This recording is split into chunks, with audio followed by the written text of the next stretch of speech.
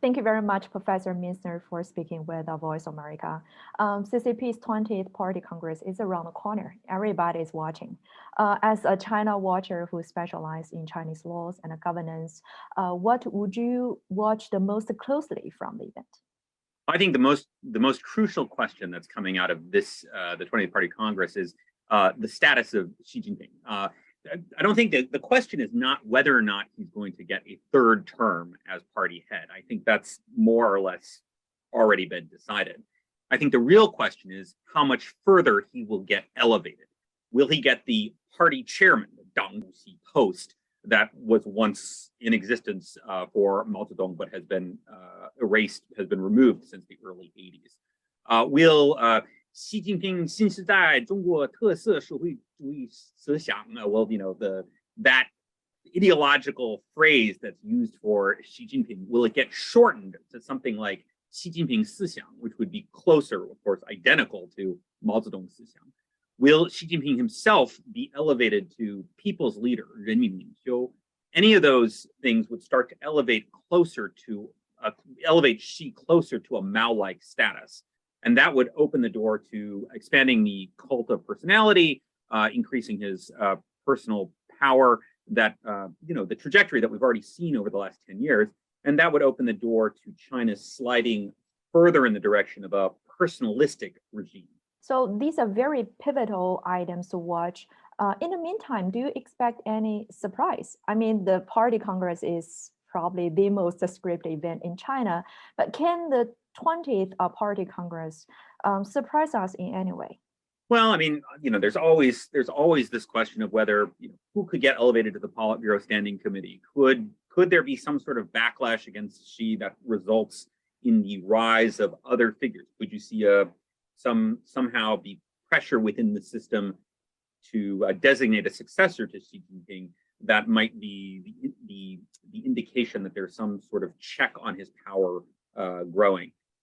There's also the question of, apart from the personnel changes at the very top, there's the question of whether what would be the political direction. What are the priorities that the administration will announce at the conclusion of the Party Congress?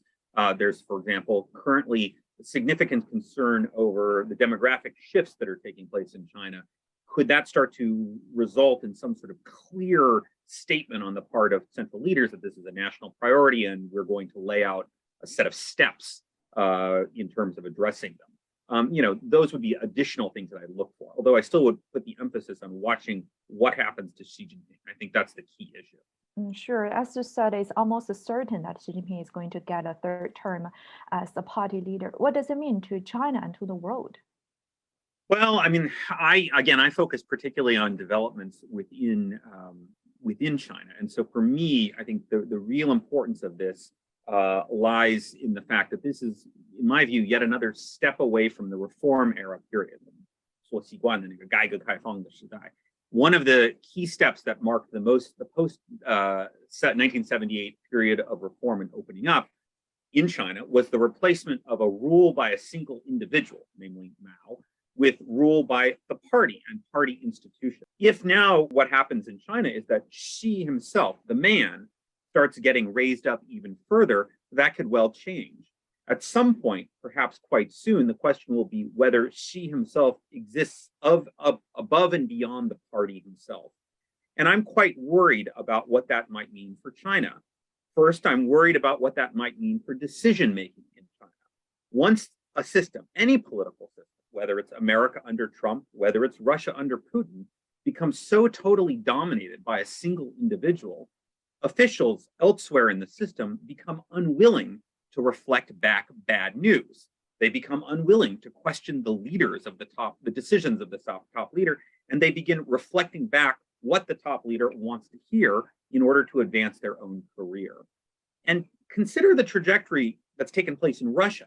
Xi has only been at the top for 10 years in China. Putin has been running Russia for 25. And in Russia, the decision-making process has become so eroded that it was possible for Putin himself to launch Russia into a poorly thought out war, which he is currently losing. with dramatically bad implications, not only for Putin himself, but for all of Russia. What could happen in another 15 years in China if China continues down the same trajectory? That's just one of the things that I'm worried about. What the current direction in China makes me worried about. The other day, I read an article on The Atlantic written by Michael Schumann. He argues that maybe Washington should be grateful that Xi is sticking around. He says, and I quote here, the actual results of Xi's policies suggest that he is weakening, not strengthening China as a competitor to the United States. The longer Xi remains as China's helm, the less competitive the country may become. Do you agree? I sort of agree that it is that, in the long run, this trajectory, if you think about the period we think of as Gaige the reform era period in China, the reason what was giving China so much vitality was that the party took a step back from trying to control the day-to-day life of ordinary citizens. You no longer had a single man at the top who was trying to wrap the entire system around him. Space began to open up in the 1980s and the 1990s and the early 2000s for technocrats, for people, smart people within T-J and T-J to sort of participate, to offer opinions, to propose things. That was the source of much of the vitality of China during the reform era. Once that begins to get eroded, once the discussions within the government start to become a mere recitation of what you think the person above you wants to hear, the system begins to lose its ability to address very pressing problems. And I do think that's very bad for China in the long term. I don't necessarily think this is good for the United States either, because I think it also means it creates the possibility for conflict, because it does mean that the question of whether people at the top in China are more likely to become erratic, to make decisions that aren't in China's interest, but are in their own personal interest, and lead them into unnecessary conflict abroad or economic and domestic problems at home.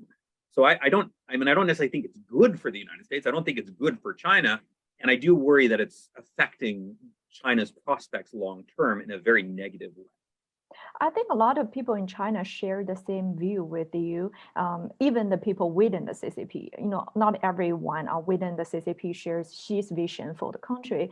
But after 10 years of power concentration of Xi, is there any opposing faction left within the party? No, this is one of the problems with China is the very elite politics is very black box. We don't know what's going on. You hear rumors, and there's always somebody who's looking at a picture of Li Keqiang, and they're waiting for some signal that this is an indication that there's some shift going on within China. I feel that a lot of that is very wishful thinking. We don't really know what's going to happen. I don't sense that there's any organized opposition. I do see the inertia building up within the system and the discontent that's rising. But unfortunately, I think it's, we have seen in the past under Mao or in Russia under Putin, it is possible for a one-man system to kind of drive in a very bad direction, and people just go along with it because they're scared, because many people's interests are still tied up within the existing regime. But I don't. The thing that worries me is I don't see that organized pushback that could lead to change. So I'm pessimistic about where this will go. China's politics has become even more of a black box under Xi Jinping. As a longtime China watcher, how do you gain your insight into what's going on within the CCP, how the decisions are made? What's your source of information? Well, I would say this is a problem that it's not just me, but a whole bunch of people like me, whether it's academics who look at China, whether it's think tankers in the United States or elsewhere in the world who try to understand China, whether it's corporate figures who are attempting to understand what policies might be coming. And there was an era 15 or 20 years ago where people like me or people like me, we would be in China. There would be a range of people inside Chinese government and outside, corresponding think tank figures in China, academics. We could have interactions. You could try to use those sources. You could also read a wider range of materials to understand. Official views would come out in the official state media, but there would also be, critical views that would be put out in sources such as the Nanfang Zhoumo, the Southern Weekend, or a range of other a range of other publications. But one of the things that's happened, particularly over the last decade, is all of those sources have begun to crush down, begin to decline. So there's been less willingness on the part of, this is precisely because Xi and others in the party are attempting to get a greater control over the system. And so the academic conferences dry up. The alternative sources, such as Xinjiangbao or Nanfang Zhongmo, that were once channels to understand alternative views, those are drying up. Chinese academics themselves are much less willing to talk, under much tighter pressure themselves.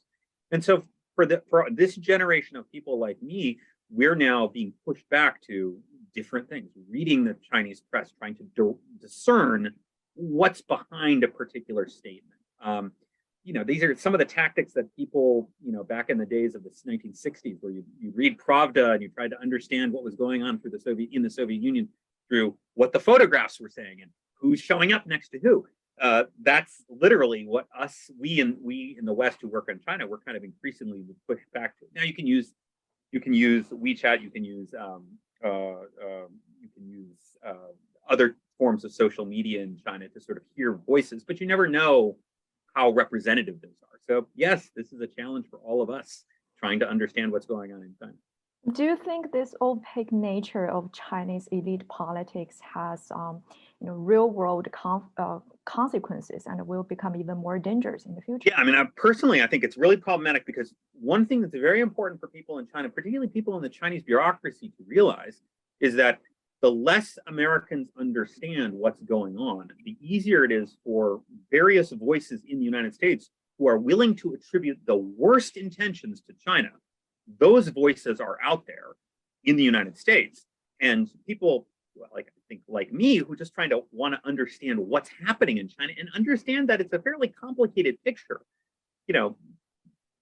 We can get the moderate middle in both the United States and China can get marginalized, and it's always easy for the hawks who sort of want to attribute the worst motives to everything that's going on.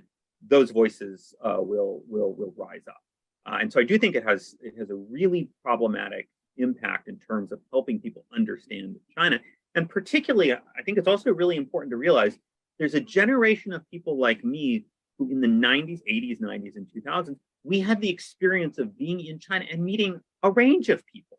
China's complicated. You have ordinary people who are just trying to live their lives. You have career officials who want to get ahead. You have, people who are, very patriotic and sort of nationalistic. You've got a whole variety of people. People like me met that group of people in China. The generation that's 20 or 30 years younger than me, they're not going to China anymore. And there will be a generation of Americans who are growing up who just don't understand what ordinary Chinese people are thinking. And I do think that for the long term is one of the worst effects as the relationships between the United States and China degrade, is you start breaking up those personal relationships, those interactions don't occur, and then 20 years in the future, 30 years in the future, you'll find that the two countries fundamentally don't understand each other as much anymore.